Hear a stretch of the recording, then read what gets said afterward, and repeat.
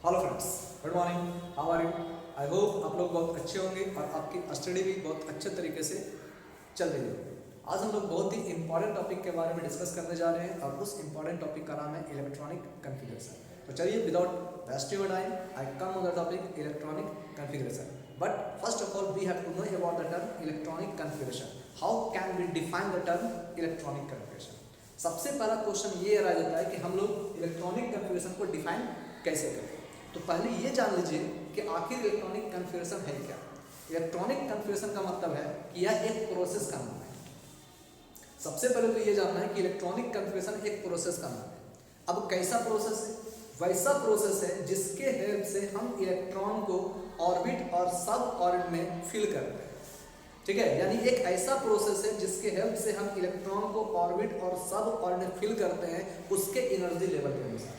ठीक है, तो इस पूरे प्रोसेस को हम क्या करते हैं? इलेक्ट्रॉनिक कॉन्फ़िगरेशन करते हैं। ठीक है, यानी इलेक्ट्रॉनिक कॉन्फ़िगरेशन क्या हो गया? The process for filling of electron, the process for filling of electron in orbit और sub orbit on the basis of their energy level, that is called electronic configuration. इस पूरे प्रोसेस को हम क्या करते हैं? इलेक्ट्रॉनिक कॉन्फ़िगरेशन का नाम देते हैं। ठीक है, यानी वैसा प्रोसेस है जिसमें हम इलेक्ट्रॉन को क्या करते हैं? फिल करते हैं। किसमें फिल करते हैं?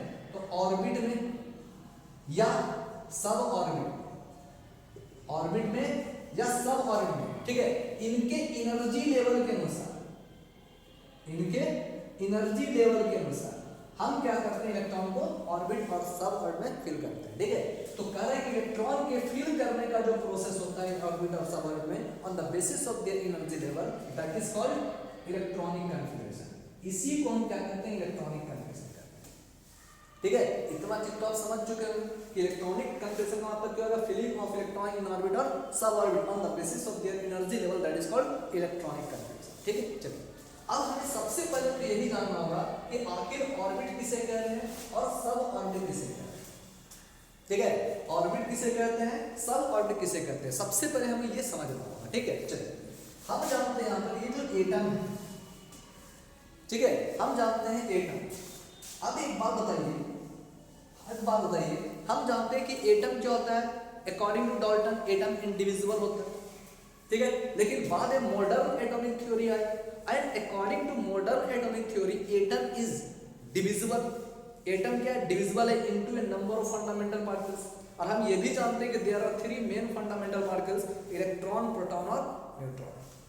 ठीक है, बाद में ये भी पता चला कि इलेक्ट्रॉन क्या होता है? Electron revolves around the nucleus. ठीक है, एटम के अंदर जो न्यूक्लियस मौजूद होता है उस न्यूक्लियस के चारों ओर इलेक्ट्रॉन क्या होता है? सर्कुलर पाथ पर मूव करता है। ठीक है, हम ये जानते हैं कि electron revolves around the nucleus in certain circular path and this certain circular path is called orbit. उससे ही हम क्या करते हैं? ऑर्बिट का नाम देते हैं। ठीक है, खैर हम जानते हैं यहाँ पर कि एटम डिविजिबल है और डिविजिबल होने के बाद इसमें क्या होता है? इलेक्ट्रॉन, प्रोटॉन और ये न्यूट्रॉन में डिविजिबल है। ठीक है, यानी इसके पास, एटम के पास इलेक्ट्रॉन भी है, प्रोटॉन भी है और न्यूट्रॉन भी है। ठीक है, अब सबसे बड़ा बात ये है कि जब इसके पास इलेक्ट्रॉन है, प्रोटॉन और न्यूट्रॉन है, ठीक है, यानी एटम टूटने के बाद इलेक्ट्रॉन, प्रोटॉन और neutron, there are mainly 3 main fundamental particles में टूट जाता है। ठीक है, यानी इलेक्ट्रॉन, प्रोटॉन और न्यूट्रॉन में टूट जाता है। ठीक, अब जब टूट जाता है तो एक क्वेश्चन तो जरूर माइंड में आया होगा, ये एटम के अंदर, इस एटम के अंदर इलेक्ट्रॉन, प्रोटॉन, न्यूट्रॉन होगा तब तो ये टूटकर बाहर आया। ठीक है, और अगर होगा तो ये रहता कहां होगा? ठीक है, तो बाद में पता चला कि न्यूट्रॉन और प्रोटॉन होता है वो न्यूक्लियस में होता है, जबकि इलेक्ट्रॉन क्या होता है? इसके चारों ओर मूव करता है ना, जबकि इलेक्ट्रॉन क्या होता है? इसके चारों ओर मूव करता है। ठीक है, तो खैर इलेक्ट्रॉन इस न्यूक्लियस के चारों ओर सर्टेन सर्कुलर पाथ पर मूव करता है। इसी सर्टेन सर्कुलर पाथ को क्या कहते हैं? ऑर्बिट कहते हैं। ठीक है, तो पहले तो हम यही जान रहे हैं कि ऑर्बिट क्या है। तो orbit is the circular path where electron revolve around the nucleus. ठीक है, जहां इलेक्ट्रॉन क्या होता है? इसके चारों ओर मूव करता है ना, न्यूक्लियस के चारों ओर मूव करता है जिस सर्टेन सर्कुलर पाथ में, उस सर्टेन सर्कुलर पाथ को हम क्या कहते हैं? ऑर्बिट कहते हैं। ठीक है, ये तो पता ही है। चलिए, इसके अलावा आपको ये भी पता है कि total number of electron in orbit, total number of electron in orbit कितना होता है? 2n² होता है ना। Total number of electron in orbit कितना होता है? 2n² होता है अकॉर्डिंग टू बोर एंड ब्यूरियस की। ये भी आप जानते हैं, ठीक है, ये सभी प्रीवियस लेक्चर में डिस्कस किया जा चुका है, ठीक है। तो हम जानते हैं कि total number of electron in orbit कितना होता है 2n²। ऑर्बिट किसे कहते हैं, तो हम जानते हैं कि electron revolve around the nucleus in certain circular path and this certain circular path was called orbit. इसे हम ऑर्बिट का नाम देते हैं, ठीक है। चलिए ये चीज तो आप समझ गए कि ऑर्बिट किसे कहते हैं, और ऑर्बिट में टोटल नंबर ऑफ इलेक्ट्रॉन कितना होता है 2n² होता है, ठीक है। तो हम कह सकते हैं कि total number of electron in orbit, total number of electron in orbit is equal to 2n²।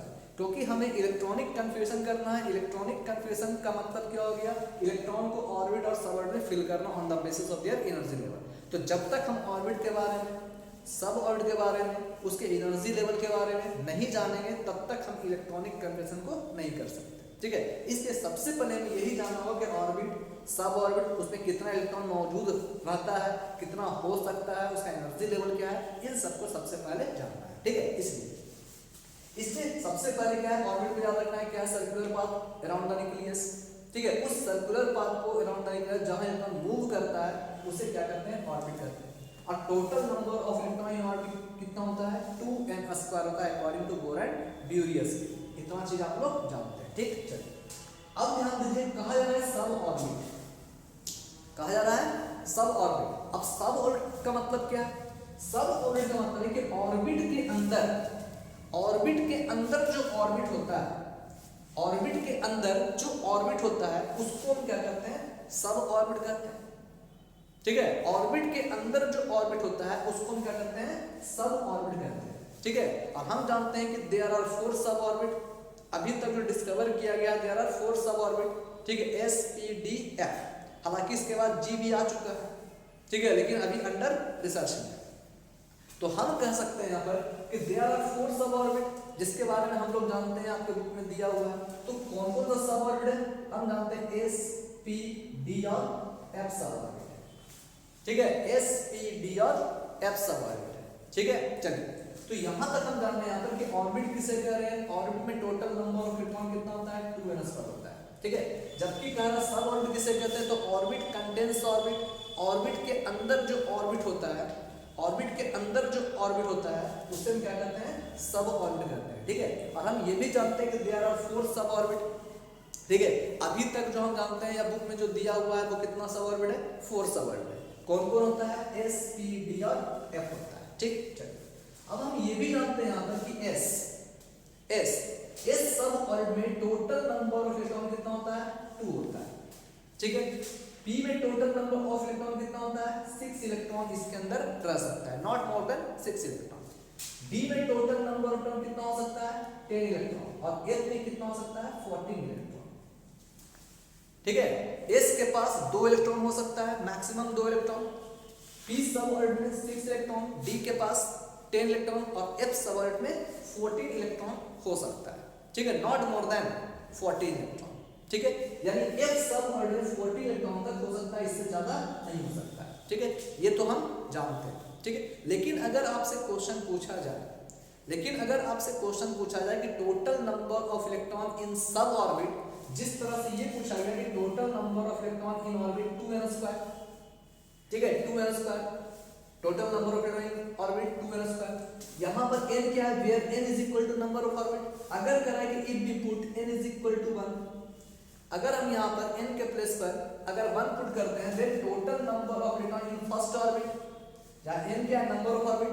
अगर फर्स्ट ऑर्बिट पूछा जाए कि total number of electron in first orbit, then we have to put n is equal to 1। और अगर हम n equal to 1 put करेंगे तो total number of electron in first orbit, number of electron in first orbit, अगर first orbit में electron की संख्या पूछा जाए कितना हो जाएगा 2, 2 into 1 square 2।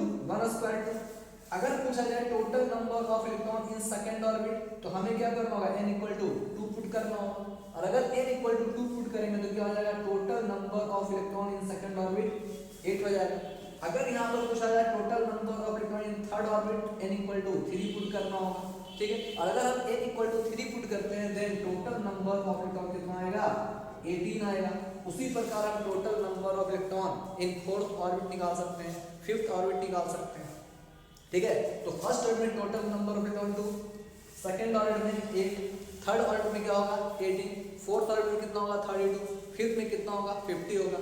इसी तरह से हम total number of electron in orbit calculate कर सकते हैं। ठीक है, तो केवल फार्मूला क्या याद रखना है, total number of electron in orbit 2n²। ठीक है, उसी प्रकार अगर आपसे पूछा जाए कि total number of electron in s sub orbit 2, p sub orbit 6, d sub orbit 10, f sub orbit 14। लेकिन अगर यही क्वेश्चन पूछा जाए कि total number of electron in sub orbit, तब आप क्या कहिए? यहाँ क्वेश्चन ये नहीं पूछा जा रहा है कि s sub orbit, p sub orbit, d sub orbit या f सब ऑर्बिट, आपसे क्या पूछा जा रहा है कि total number of electron in sub orbit. Their answer will be, हम कर सकते हैं 4n-2। ठीक है, अब देखिए यहाँ पर 4n-2 where n is equal to 1 for s sub orbit. ठीक है, जहां पर हम क्या करेंगे, s सब ऑर्बिट के लिए 4s। ठीक है, n equal to 1, we have to put n equal to 1 for s sub orbit, n equal to 2, ठीक है, 4 p sub orbit, 4 p sub orbit, n equal to 3 4 d sub orbit और n equal to 4 f sub orbit. ठीक है, यानी हमें क्या करना है, for n equal to 1 we have to put n equal to 1 for s sub orbit, n के place पर 2 पुट करेंगे for p sub orbit, n के प्लेस पर 3 पुट करेंगे फॉर d सब ऑर्बिट और n के प्लेस पर हम क्या पुट करेंगे, 4 पुट करेंगे फॉर f सब ऑर्बिट। ठीक है, और पुट करने पर अगर हम यहाँ पर n के प्लेस पर 1 पुट करेंगे, है ना, then answer will be 2 electron.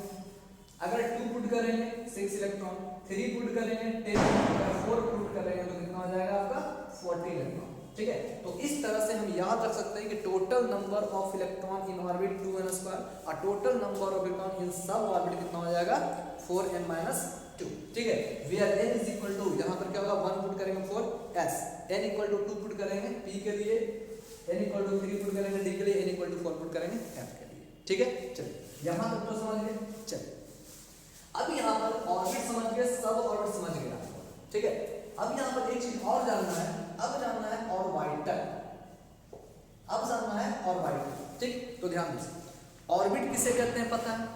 Orbit के अंदर जो ऑर्बिट होता है उसको कहते हैं सब ऑर्बिट, और सब ऑर्बिट जिससे मिलकर बना होता है, सब ऑर्बिट जिससे मिलकर बना होता है उसे हम क्या कहते हैं, ऑर्बिटल कहते हैं। ठीक है, और जिसमें इलेक्ट्रॉन रहता है, ठीक है, जिसमें इलेक्ट्रॉन रहता है, तो हम एक बात कह सकते हैं यहाँ पर कि ऑर्बिटल क्या हो गया, orbital is the place, orbital वैसा प्लेस है where electron necessary be present, जहां पर इलेक्ट्रॉन निश्चित रूप से मौजूद रहता है। ठीक है, यानी इलेक्ट्रॉन के रहने वाले प्लेस को हम क्या कहते हैं, ऑर्बिटल कहते हैं। ठीक है, चलिए एक चीज तो हम ये समझ गए कि ऑर्बिटल किसे कहते हैं। अब एक चीज और जानना क्या है, हम ऑर्बिट समझ चुके हैं, सब ऑर्बिट समझ चुके हैं, number of electron in orbit और number of electron in sub orbit कितना होता है ये भी हम जान चुके हैं। अब हमको एक चीज और जानना है कि number of electron in orbital कितना होता है, अब हमें ये जानना है। ठीक है, तो total number of electron in each orbital is only 2, ठीक है, total number of electron in each orbital is only 2। ठीक है, केवल 2 होता है। तो अब सोचिए, कहा जा रहा है यहाँ पर कि s सब ऑर्बिट के पास, कहा जा रहा है यहाँ पर कि s सब ऑर्बिट के पास केवल 2 इलेक्ट्रॉन हो सकता है। तो 2 इलेक्ट्रॉन को रखने के लिए कितना ऑर्बिटल की जरूरत पड़ेगी? अभी मैंने क्या कहा कि total number of electron in each orbital is 2। ठीक है, प्रत्येक ऑर्बिटल में इलेक्ट्रॉन की संख्या 2। ठीक है, और s सब ऑर्बिट के पास केवल 2 ही इलेक्ट्रॉन होता है। तो जब s सब ऑर्बिट के पास केवल 2 ही इलेक्ट्रॉन होगा तो टोटल नंबर ऑफ ऑर्बिटल कितना होगा? इसके पास 1 होगा। ठीक है, क्यों? क्योंकि प्रत्येक ऑर्बिटल में इलेक्ट्रॉन की संख्या 2 हो सकता है, उससे ज्यादा नहीं हो सकता। और s सब ऑर्बिट के पास 2 ही इलेक्ट्रॉन है और 2 इलेक्ट्रॉन को रखने के लिए 1 ऑर्बिटल काफी है। इसी कारण हम कह सकते हैं यहाँ पर कि ये जो s सब ऑर्बिट है, इस s सब ऑर्बिट में, इस s सब ऑर्बिट में केवल एक ही ऑर्बिटल मौजूद होगा। ठीक है, उसी प्रकार p सब ऑर्बिट के पास टोटल नंबर ऑफ इलेक्ट्रॉन 6 होता है, टोटल नंबर ऑफ इलेक्ट्रॉन 6 होता है। ठीक है, और 2 इलेक्ट्रॉन को रखने के लिए 1 ऑर्बिटल, तो 6 इलेक्ट्रॉन को रखने के लिए कितने ऑर्बिटल की जरूरत पड़ेगी? 3 ऑर्बिटल की जरूरत पड़ेगी। ठीक है, यानी इसका मतलब क्या है कि p सब ऑर्बिट के पास 3 ऑर्बिटल होता है ना, p सब ऑर्बिट के पास 3 ऑर्बिटल होता है, ठीक है। क्यों? क्योंकि इसके पास टोटल नंबर इलेक्ट्रॉन 6 होता है, ठीक है। p सब ऑर्बिट के पास टोटल नंबर ऑफ इलेक्ट्रॉन 6 होता है, ठीक है। और चूंकि 2 इलेक्ट्रॉन को रखने के लिए 1 ऑर्बिटल, इसलिए 6 इलेक्ट्रॉन को रखने के लिए 3 ऑर्बिटल की जरूरत पड़ेगी, ठीक है। इसलिए p सब ऑर्बिट के पास टोटल नंबर ऑफ ऑर्बिटल कितना होगा? 3 होगा, ठीक। अब ध्यान दीजिए उसी प्रकार का है d के पास टोटल नंबर ऑफ इलेक्ट्रॉन 10 है, ठीक है। अब 2 इलेक्ट्रॉन को रखने के लिए 1 ऑर्बिटल, इसलिए 10 इलेक्ट्रॉन को रखने के लिए मेरे पास 5 ऑर्बिटल की जरूरत पड़ेगी, ठीक है। उसी प्रकार अगर हम कैलकुलेट करें तो f सब ऑर्बिट के पास 7 ऑर्बिटल की जरूरत पड़ेगी, ठीक है। तो आप ये समझ चुके हो यहाँ पर कि अगर ऑर्बिट किसे कह रहे हैं, सब ऑर्बिट किसे कहते हैं, ऑर्बिटल किसे कहते हैं, सब ऑर्बिट में कितना ऑर्बिटल होता है, इसके बारे में हम लोग जान चुके हैं, ठीक है ना। अब इसी को हम क्या करते हैं? एब्रिविएट फॉर्म बनाते हैं, ठीक है। हो सकता है आपको इस तरह से कुछ समझने में प्रॉब्लम हो जाए, इसलिए इसका क्या करते हैं? एक टेबल बनाते हैं, ठीक है। तो अब देखिए यहाँ पर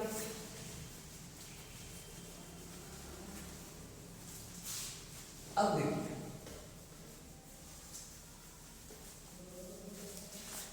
अब कर रहे हैं यहाँ पर डिस्ट्रीब्यूशन ऑफ, अब हम क्या कर रहे हैं? Distribution of electron in orbit, सब ऑर्बिट एंड ऑर्बिटल, ठीक है। अब हमें क्या जानना है यहाँ पर? Distribution of electron in orbit, सब ऑर्बिट एंड ऑर्बिटल, ठीक। तो यहाँ देखिए सबसे पहले हम क्या कर रहे हैं? यहाँ पर नंबर ऑफ ऑर्बिट, सबसे पहला कॉलम हम क्या बना रहे हैं? नंबर ऑफ ऑर्बिट, ठीक। सेकेंड हम क्या बनाएंगे? Number of electron in orbit, number of electron in orbit, ठीक है। Number of electron in orbit. अब यहां जानना है हमें क्या? नंबर ऑफ सब ऑर्बिट, नंबर ऑफ सब ऑर्बिट, ठीक है। कौन कौन सा सब ऑर्बिट मौजूद हो सकता है? अब क्या है यहाँ पर? Number of orbital, number of orbital present, ठीक है। Total number of orbital present, total number of orbital present, ठीक है, इन ऑर्बिट, ठीक है। अब ध्यान दीजिए थोड़ा सा, अब हम यहाँ पर बात करते हैं फर्स्ट ऑर्बिट, हम बात करते हैं फर्स्ट ऑर्बिट, ठीक। चूंकि हम जानते हैं कि नंबर ऑफ ऑर्बिट को n से इंडिकेट करते हैं, ठीक है। और total number of electron in orbit, total number of electron in orbit कितना होता है? 2n² होता है। अभी मैंने बता चुका हूं according to Bohr and duress, तो total number of electron in orbit कितना होता है? 2n² होता है, ठीक है। अब याद देखिए, चूंकि अगर हम फर्स्ट ऑर्बिट की बात करें तो हम क्या करेंगे? 2n के प्लेस पर वी हैव टू पुट 1, ठीक है। Total number of electron in first orbit कितना हो जाएगा? 2 into 1² इज इक्वल टू कितना? 2 इलेक्ट्रॉन, 2 इलेक्ट्रॉन, ठीक। अब बताइए, अब चूंकि हम जानते हैं कि फर्स्ट ऑर्बिट में, हम जानते हैं यहाँ पर कि फर्स्ट ऑर्बिट में total number of electron, total number of 2 होता है, ठीक है। अब इस 2 इलेक्ट्रॉन को रखने के लिए, 2 इलेक्ट्रॉन को रखने के लिए किस सब ऑर्बिट की जरूरत पड़ेगी, है ना। हम जानते हैं सब ऑर्बिट 4 sp_df, s में मैक्सिमम 2 इलेक्ट्रॉन हो सकता है, p में 6 होता है, d में 10 हो सकता है, f में 14 हो सकता है, ठीक है। तो चूंकि हम जानते हैं total number of electron in first orbit केवल 2 होता है, और 2 इलेक्ट्रॉन को रखने के लिए कौन से सब ऑर्बिट की जरूरत पड़ेगी? तो s सब ऑर्बिट की जरूरत पड़ेगी, ठीक है। इसलिए हम कह रहे हैं यहाँ पर कि s सब ऑर्बिट, ठीक है। यानी फर्स्ट ऑर्बिट में केवल एक ही सब ऑर्बिट मौजूद हो सकता है, और वो कौन हो सकता है? s हो सकता है केवल, ठीक है। क्यों? क्योंकि s के पास ही केवल 2 इलेक्ट्रॉन मौजूद रहता है, ठीक है। यानी इस 2 इलेक्ट्रॉन को रखने के लिए एक सब ऑर्बिट की हमें जरूरत पड़ेगी, ठीक है ना। इसलिए कह रहे हैं कि total number of electron in first orbit में 2 इलेक्ट्रॉन, ठीक है। इस 2 इलेक्ट्रॉन को रखने के लिए केवल एक सब ऑर्बिट s की जरूरत पड़ेगी, इसलिए हम यहाँ पे क्या किए? s लिखे, ठीक। अब ध्यान रखो, अब पूछा जा रहा है total number of orbital present in orbit.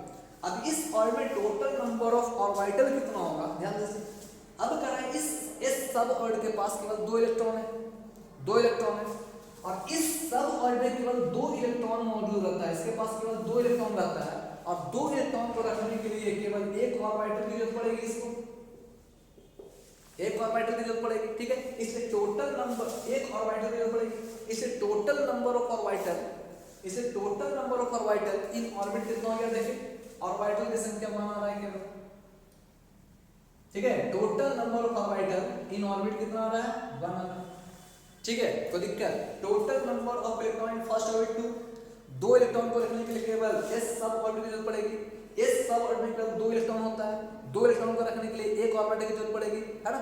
इससे टोटल नंबर ऑफ ऑर्बिटल कितना हो गया फर्स्ट ऑर्बिट में, केवल 1, ठीक है, केवल 1। अब ध्यान दीजिए, अगर हम बात करें सेकंड ऑर्बिट की, तो total number of electron in second orbit कितना होगा, 2 × 2² इज इक्वल टू कितना होगा, 8, ठीक है। तो total number of electron in second orbit कितना होगा, 8।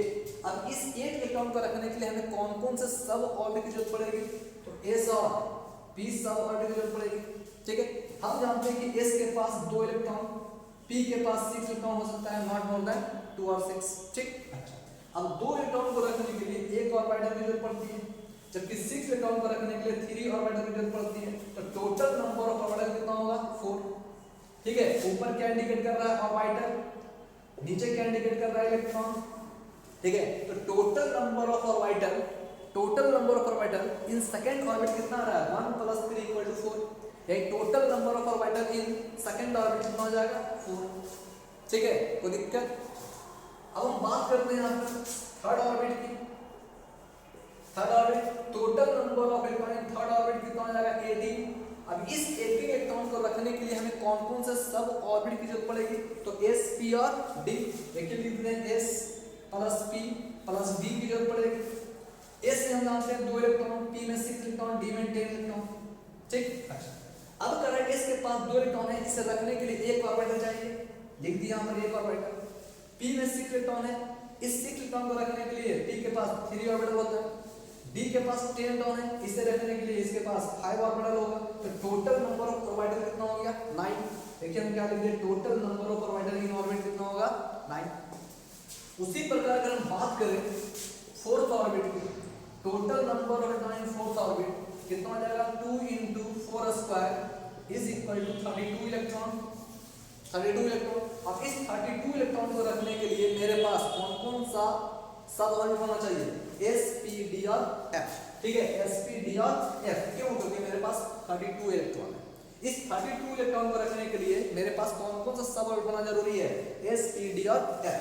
देखिए s + p + d + f, चारों क्यों होना चाहिए, क्योंकि s के पास 2 इलेक्ट्रॉन हो सकता है, p के पास 6 हो सकता है, d के पास मैक्सिमम कितना होगा, 10 होगा, f के पास कितना होगा, 14 होगा। इन सभी को अगर हम ऐड करेंगे तो कितना आएगा, 32 आएगा, ठीक है। यानी इसका मतलब क्या है कि 32 इलेक्ट्रॉन को रखने के लिए मेरे पास चारों सब ऑर्बिट होना जरूरी है, ठीक। अच्छा, अब s के पास 2 इलेक्ट्रॉन है, इसे रखने के लिए मेरे पास एक ऑर्बिटल चाहिए, p के पास 6 इलेक्ट्रॉन है, इसे रखने के लिए 3 ऑर्बिटल होना चाहिए, d के पास 10 इलेक्ट्रॉन है, इसे रखने के लिए 5 ऑर्बिटल होना चाहिए, और f के पास 14 इलेक्ट्रॉन है, इसी का रखने के लिए मेरे पास 7 ऑर्बिटल होना चाहिए, ठीक। अभी टोटल नंबर ऑफ ऑर्बिटल कितना हो गया मेरे पास, 16 ऑर्बिटल, ठीक है। इसलिए देखिए टोटल नंबर ऑफ ऑर्बिटल कितना हो गया, 16। कोई दिक्कत। अब अगर आपसे पूछा जाए कि total number of orbital in orbit, तो देखिए यहाँ पर ऑर्बिट को हम n से इंडिकेट करते हैं, और total number of orbital in orbit कितना हो सकता है, देखिए क्या रिलेशन, फर्स्ट ऑर्बिट है तो total number of orbital 1, second orbit है total number of orbital 4, third orbit है total number of orbital 9, fourth orbit है टोटल नंबर ऑफ ऑर्बिटल 16। अगर यहाँ पर 5 ऑर्बिट होता, फिफ्थ ऑर्बिट होता, तो टोटल नंबर ऑफ ऑर्बिटल कितना होता, 25 होता। यानी इसका मतलब क्या, रिलेशन क्या आ रहा है, n²। यानी हम कह सकते हैं कि total number of electron, total number of orbital in orbit is equal to n², ठीक है। अगर यहाँ पर ऑर्बिट संख्या 2 है तो ऑर्बिटल 4 होगा, 3 होगा तो 9 होगा, 4 होगा तो 16 होगा, 6 होगा 36 हो जाएगा, ठीक है। चलिए ये चीज हम समझ गए। अब नंबर ऑफ ऑर्बिटल ध्यान दीजिए, फर्स्ट ऑर्बिट में केवल एक सब ऑर्बिट, सेकंड में 2 सब ऑर्बिट, थर्ड में 3 सब ऑर्बिट, फोर्थ में 4 सब ऑर्बिट, तो 5 में 5 सब ऑर्बिट। यानी इसका मतलब क्या, नंबर ऑफ सब ऑर्बिट क्या होगा, n होगा, ठीक है। नंबर ऑफ सब orbit in orbit, number of सब ऑर्बिट इन ऑर्बिट कितना हो जाएगा, n हो जाएगा, ठीक। Number of electron in orbit 2n² होता है। अब ये तो हम बता चुके हैं नंबर ऑफ इलेक्ट्रॉन ऊपर, है ना।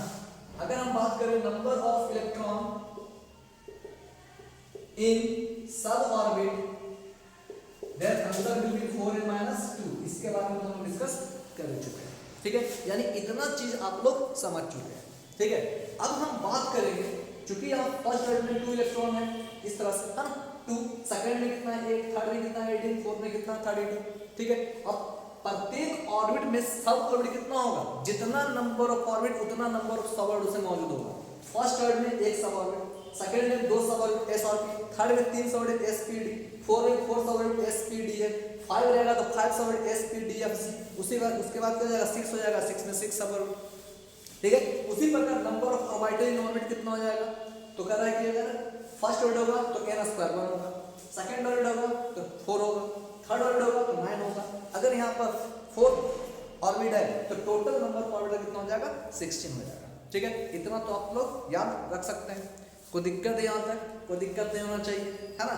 अगर कोई प्रॉब्लम होगा तो कैन आस्क, आप लोग पूछ सकते हैं, ठीक है। ऐसे मुझे नहीं लगता है कि आपको कोई प्रॉब्लम होना चाहिए, ठीक है ना, कोई प्रॉब्लम नहीं होना चाहिए, ठीक है। अच्छा, अब हम बात करेंगे इसके बाद एनर्जी लेवल की, ठीक है। लेकिन इसके लिए आपको इजी केमिस्ट्री के साथ जुड़े रहना होगा, ठीक है, क्योंकि अब इसके बाद जो हम लेक्चर डिस्कस करेंगे वो क्या होगा, एनर्जी लेवल का होगा, ठीक है। अब उसी एनर्जी लेवल के अनुसार फिर हम इलेक्ट्रॉनिक कन्वर्जन डिस्कस करेंगे, ठीक है। तब तक के लिए इजी केमिस्ट्री के साथ बने रहें, यानी पार्ट 2 को देखना ना भूलें। इसके बाद हम लोग क्या करेंगे, इलेक्ट्रॉनिक कंसर्न के बारे में डिस्कस करेंगे। पहले एनर्जी लेवल, उसके बाद इलेक्ट्रॉनिक कंसर्न, उसके बाद आप देखिएगा कि इलेक्ट्रॉनिक कंसर्न कैलकुलेट करना कितना इजी हो जाता है आपके लिए, ठीक है। Thank you.